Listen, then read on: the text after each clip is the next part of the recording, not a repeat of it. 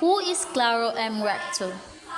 CLARO M. RECTO was a known oppositionist and critic of the foreign dominance in the economy of the Philippines.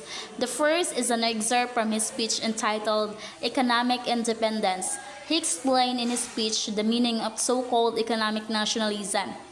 The second is an excerpt from his speech delivered before the Manila Rotary Club on March 28, 1957. So the two speeches provide insight to the debates on economic nationalism.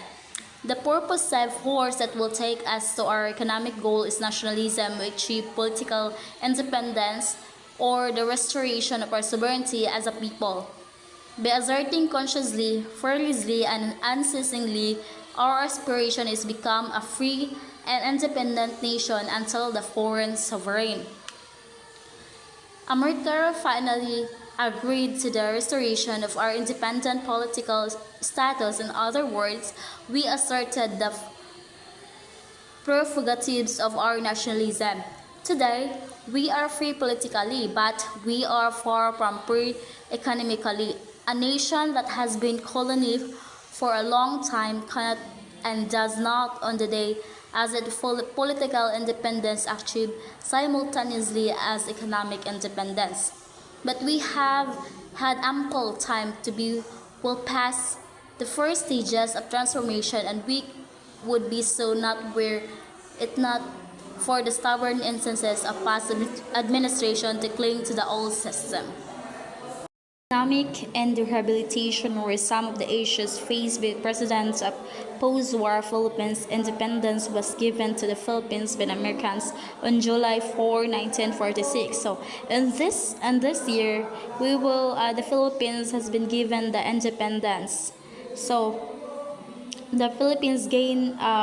From what I said earlier, that the Philippines gained the independence from United States on July 4, 1946, and also it is one of the major challenges faced by the newly independent nation was economic recovery and rehabilitation after the devastation of the war. So the second one is the 1935 Constitution provided that only Filipino citizens were allowed to own corporation and exploit natural resources, but the Filipino leader is in exchange of promised rehabilitation aid from the United States had no one other choice but to accept the Bill Trade Act, which provided parity rights for the Americans. So in this case, the 1935 Philippine Constitution stipulated that only Filipino citizens could own corporation and exploit natural resources.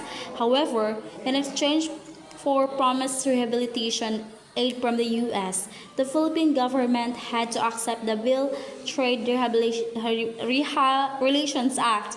This act granted parity rights to American citizens, allowing them to own lands and businesses in the Philippines. So the third one is as a form of reaction to the growing predominance of the foreigners is the economy of the Philippines. The retail trade nationalization law was enacted.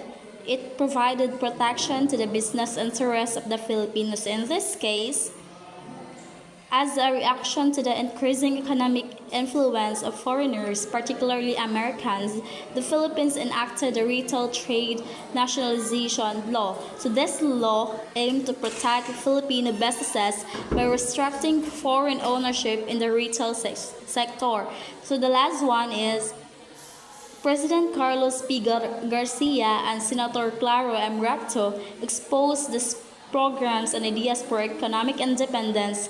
Garcia presented his Filipino First policy, while RECTO proposed what he called economic nationalism. So in this case, President Carlos P. Garcia and Senator CLARO M. RECTO championed policies for economic independence. So Garcia introduced the Filipino First policies, which prioritized Filipino businesses and entrepreneurs.